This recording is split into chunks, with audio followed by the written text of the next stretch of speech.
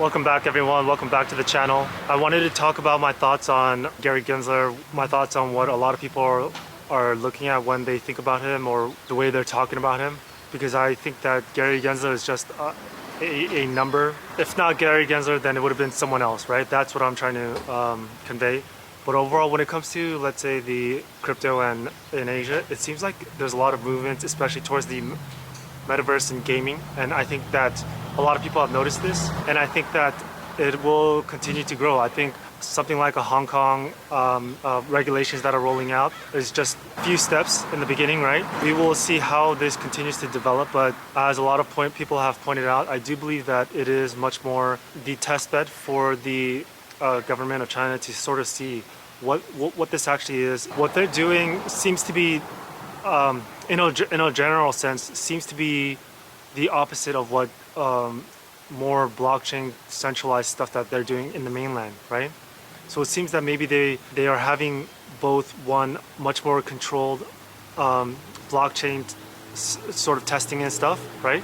From that sort of controlled mainland Chinese, let's say centralized, way more centralized testing and stuff. I think that in Hong Kong, they are allowing the less centralized, maybe in certain areas, or much more different ideas to sort of go around, and so then they could have two different I don't want to say ecosystem, but two different auras of development, of ideas, of perspectives that are happening at the same time. They get to have both of it, right?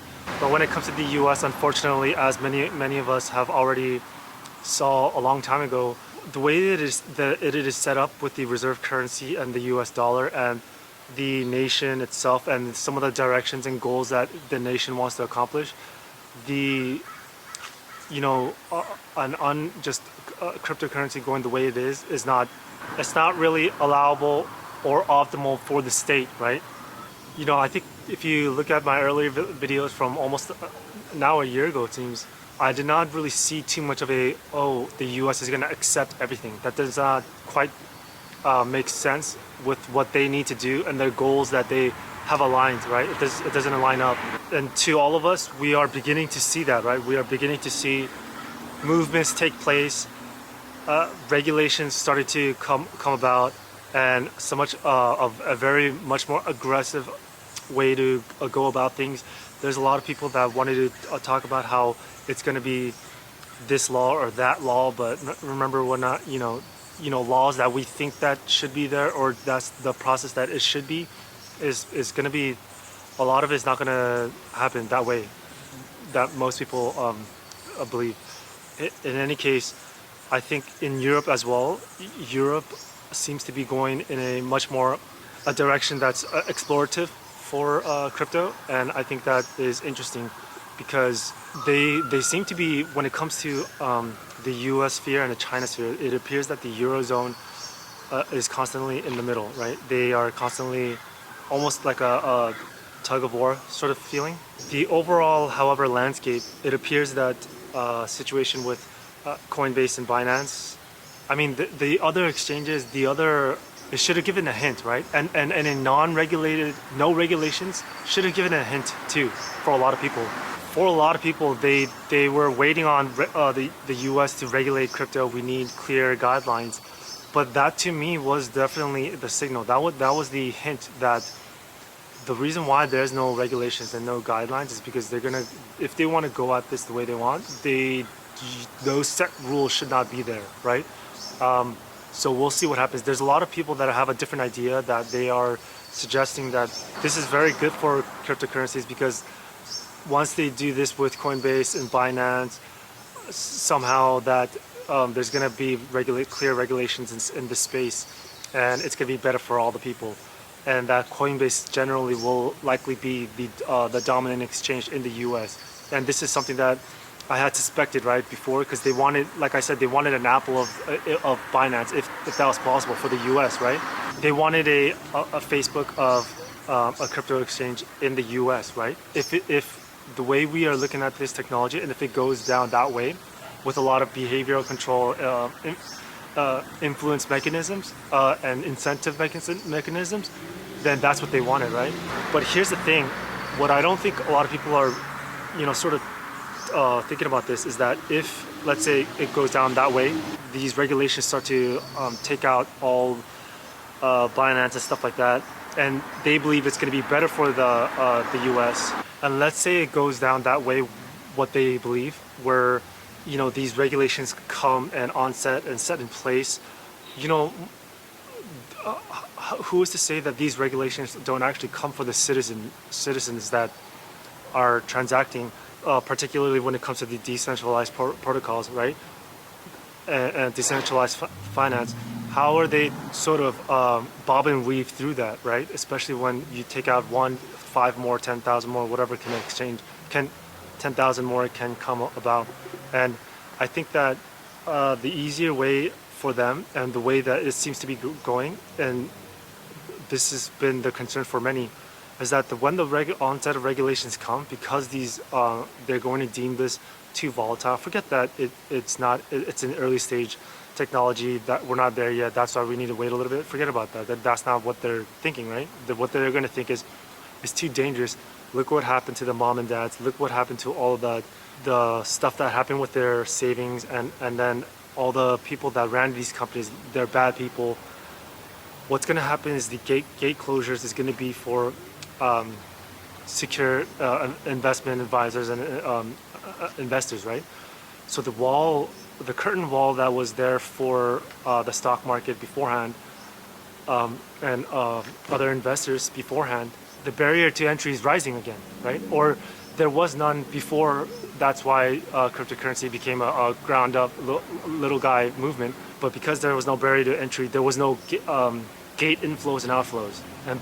But the U.S. government needs to place a barrier of entry so that you could have a much more better gate inflow outflow of these sorts of assets, right? When they're looking at these assets, and we all know that I don't think the underlying asset that people are buying and selling and losing money on is the concern, right? I think we all get that. The more of their concern is which one of these is actually going to be a threat to what their goal is. But not only that, are any of these, again, going to be a hindrance of behavioral influence, incentive mechanisms that goes against them, right? Because they can't have that happen against what they want, what the let's say a nation state wants. And those are the things that I think that they fully understand. They don't really sit there and not know what this is. They fully do. I believe that. I don't believe a lot of people when they're talking about how a lot of officials don't really understand the technology, or they don't really know what's going on, and they're just sitting ducks. I don't really buy that story at all. So let's see how that unfolds. Regarding Gary Gensler, right? A lot of people are talking about Gary Gensler as if Gary Gensler is the single sole entity that is doing this, or is them and the SEC are leading this charge, and they're trying to take everybody out, and it's just them. But what people have to understand is that I think people do understand the SEC itself is not just a separate entity, right? It's not.